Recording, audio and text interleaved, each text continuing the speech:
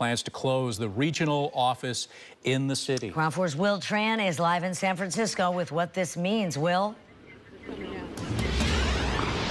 It seems that the layoffs are effective immediately. We have seen many people leave. In fact, this is real time, and as you can see, they were walking out with their boxes, long faces. They had a hunch that this day would come, but they did not know exactly today. And as you can clearly see, they're talking to some people out here. They have their boxes. They didn't even have time probably to change into their work clothes. You can see that woman there in her exercise clothes, just grabbing her boxes and her personal belongings and leaving the 9th region here as far as the health department in San Francisco, which is named after Speaker Pelosi.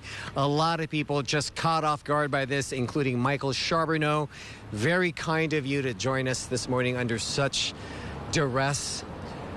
You told me you had a hunch, especially with the new administration, this day would come, but you had no idea this morning. No, not this morning. I woke up, I looked at my phone. There were some people in a chat that were like, hey, I got a notice from like 2:20 this morning saying I got laid off.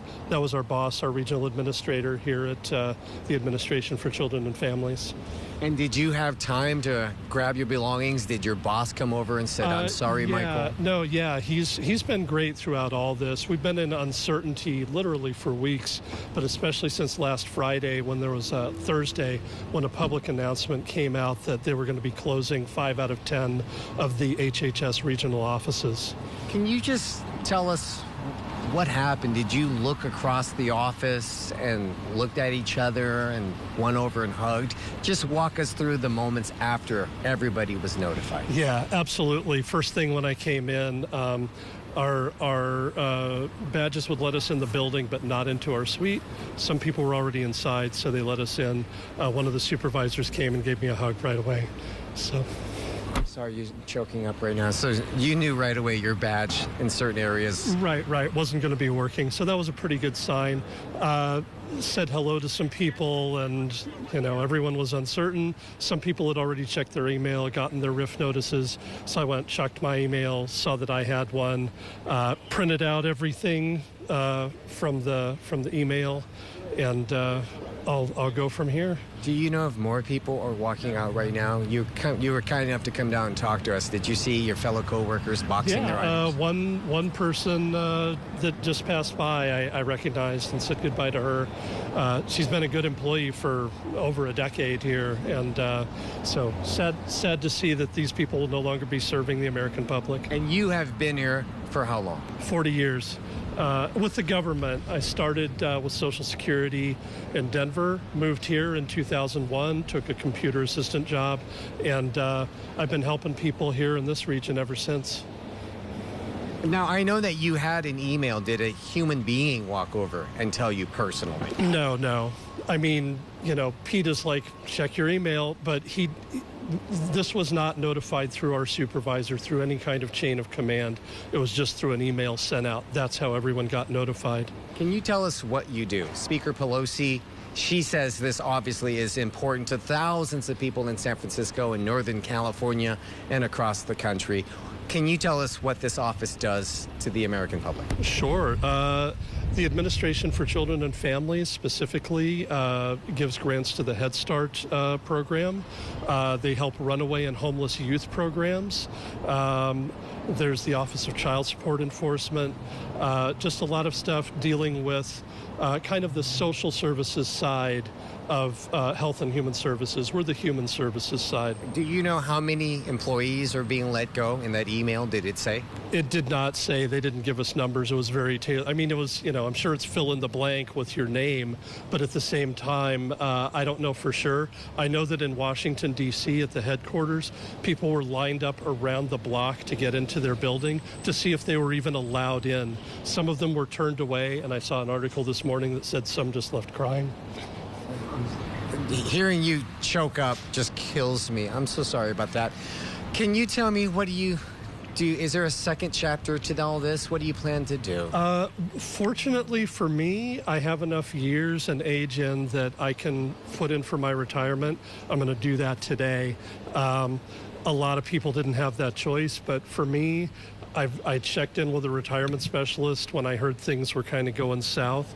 So I think I'm going to be in good shape. I can't say the same for many of my coworkers. Some of them are younger, so they... Absolutely. We've had people, I mean, we had people that were kind of let go the first time under those probationary firings where they were told they weren't doing good work, which wasn't supported by anything. The unions fought, they got them back into the office, only to now have these offices closed out from under them. So I know the Trump administration offered weeks ago a chance for you to voluntarily step down. Did you, obviously you looked at that and said no? That's correct. That was the deferred resignation program. It was based on something that Elon Musk had done at Twitter, now X, and there's people still fighting lawsuits trying to get money for their payout, so I didn't trust that offer at all. I know that a couple people took it. I have heard that some people are still fighting to get even the administrative leave that they were promised, but some of them are still having to work even though they've taken this resignation program and were told they wouldn't have to come in. Hey, Will. Do you know if your bosses, are they spared? No, well, my immediate boss is not. I know that my boss's boss, she got a RIF notice this morning, again at 2:20 a.m. Our time. So, yeah, no, as far as I know, there may be kind of a skeleton crew to kind of wind things down for the region, but I'm not aware of anybody who's really been spared from this. How many people work entirely in this building, do you know?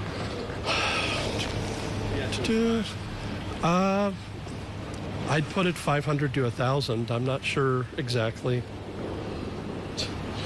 My question is this: how is this going to impact the public moving forward? I know the Health and Human Services tracks trends, looks at possible outbreaks, tries to stay on top of the health situation moving forward. How is this going to impact? I mean, I've seen in the news, I assume what everyone has, that, I mean, scientists are being let go, grants are being defunded. Now we have measles outbreaks where there were none before due to vaccine hesitancy and stuff like that.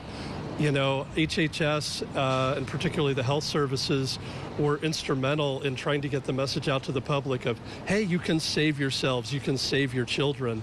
And now with bird flu coming, measles outbreaks, I think we're going to have a lot of people die needlessly, honestly. You are not alone in this. Congresswoman Nancy Pelosi, she feels the same way. Take a look at your screen. I want to read to you what Nancy Pelosi just issued. She is outraged by all of this as well. And she says, make no mistake, the reported plans to restructure HHS and close the San Francisco Regional Office would directly harm our most vulnerable communities and make America sicker. So her office is scrambling this morning as well to try to find some way to fight back. And really quickly, these are your two co-workers. I saw them walk out a little bit earlier with boxes, so obviously they're coming back to grab more items. Grabbing a second load, yeah. Okay, well, thank you so much for taking the time. I know it's a stressful morning, and I really appreciate your grace under this tremendous time. Thank you so much, Michael. Thank you.